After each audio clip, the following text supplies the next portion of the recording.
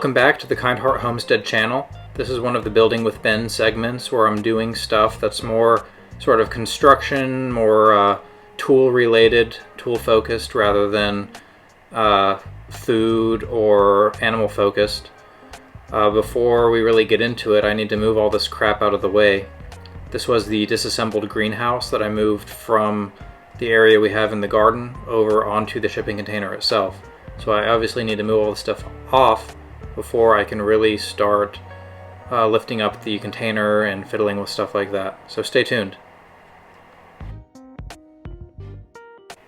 We built a fenced-in yard area for our dog Maria a couple years ago, and we had some of these 8-foot logs left over. These are about 5 to 6 inch diameter pressure-treated fence posts that we purchased from Tractor Supply, and I had a few left over from that project. So what I'm hoping to do here is lift up our shipping container and put these logs underneath to give it sort of a pivot point for us to pull the container closer to the house.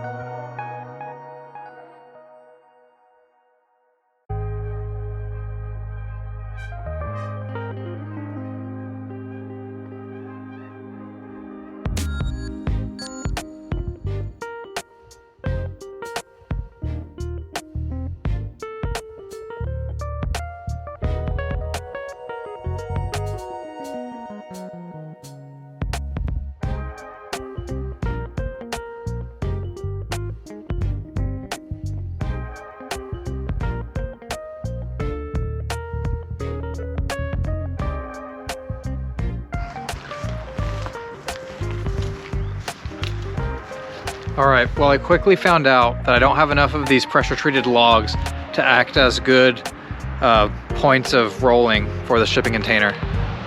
So I'm going to take a couple and cut them into shorter lengths and see if I can get those under the container.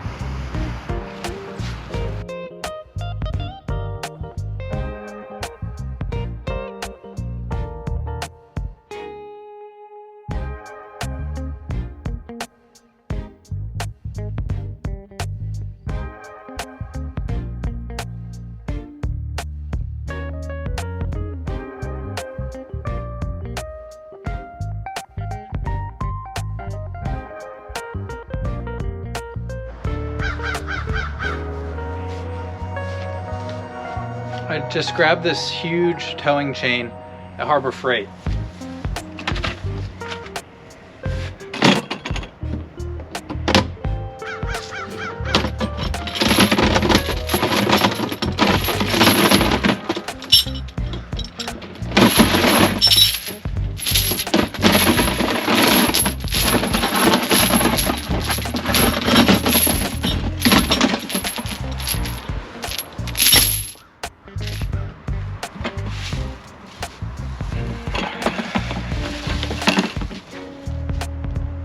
Half-inch chain, 20 feet. Says it's rated for over 11,000 pounds.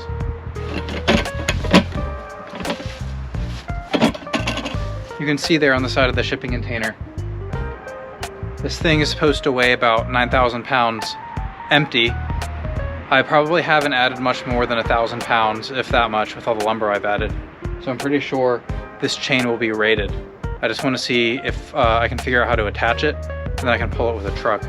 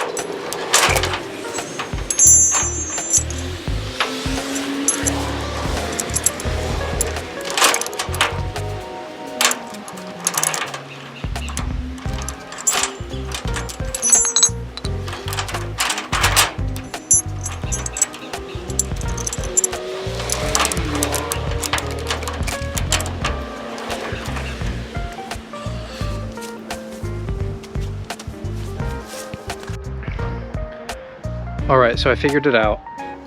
This chain fits perfectly inside of the little grooves. This little kind of Lego block thing on the corner. It's where attachments are supposed to be made for cranes, chains, any sort of, I guess, towing apparatus.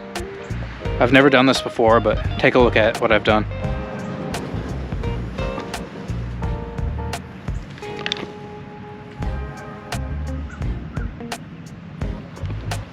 Seems pretty safe to me.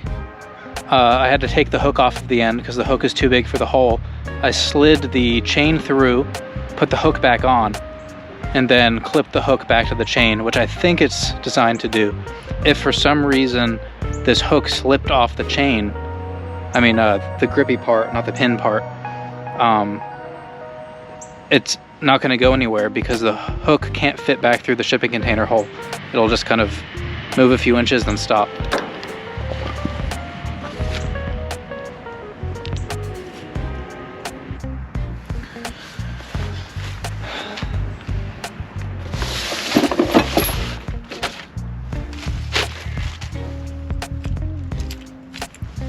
Alright, I just rented this big F-250 souped up work truck thing that's been modified, I guess, to pull 15,000 pounds tow weight. I bought these pieces. I'm gonna see if I can get them attached here.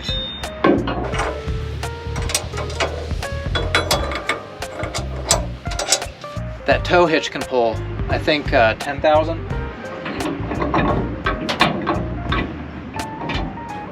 Yeah, 10,000 pounds. So the stock 40-foot shipping container weighs about 9,000, and got this beefy chain here.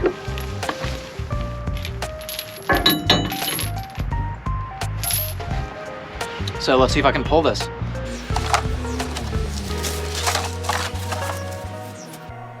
Well, there was little chance that this was going to work on the first try, but as you can see here, the big issue I ran into was when I took the jack and lowered the shipping container without the blocks, there was nothing to take the weight from the jack. So there's no way to avoid the blocks. Basically, I tried to put a skinnier block in place of the pressure-treated wood block. You can see this vertical brick I put. I was hoping that it would simply tip over once the truck exerted enough force on the chain, but this was not the case. So after a couple attempts with that, I decided to get out the iron bar that I have. It's like a big tamping bar on one end and a sharp end on the other. I use this for leverage a lot because it's so heavy. I've lifted up chicken coops and all sorts of things with it. But yeah, there's no chance that this was going to budge the shipping container at all. So I needed to think of another option.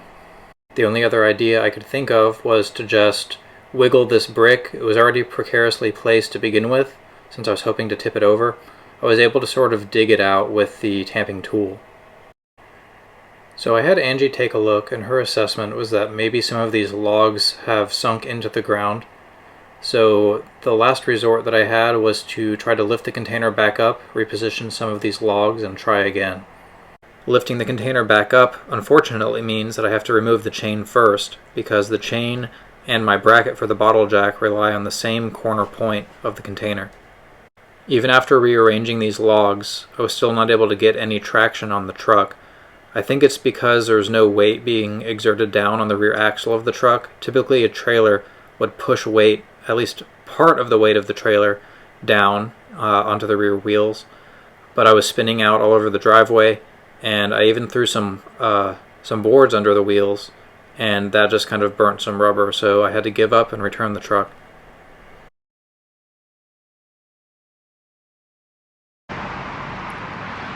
Well, I thought it could be done because I watched some other people do it on YouTube. Maybe it's as simple as it being a traction issue and my lack of pavement, or maybe slippery rocks in our gravel driveway just caused too much of an issue. I don't know, but I'm stuck with the chain and some of the other things that I bought. Honestly, it wasn't too expensive. The truck rental was very cheap. Sorry about the final footage there. I thought that the shipping container was gonna budge, so I set up the camera facing right at the container. But I didn't want to reveal the source of the truck, just in case there's some sort of liability issue with the rental company, and me trying to tow things. Anyway, thanks for watching the video, and if any of you other homesteaders out there have experience moving a shipping container by yourselves, let me know how you did it.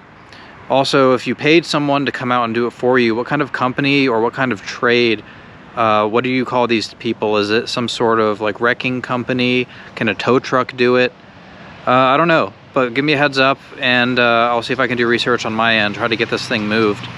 It would be nice to pull it a bit closer to the house so that there would be more room for a tilt bed truck to pick it up later.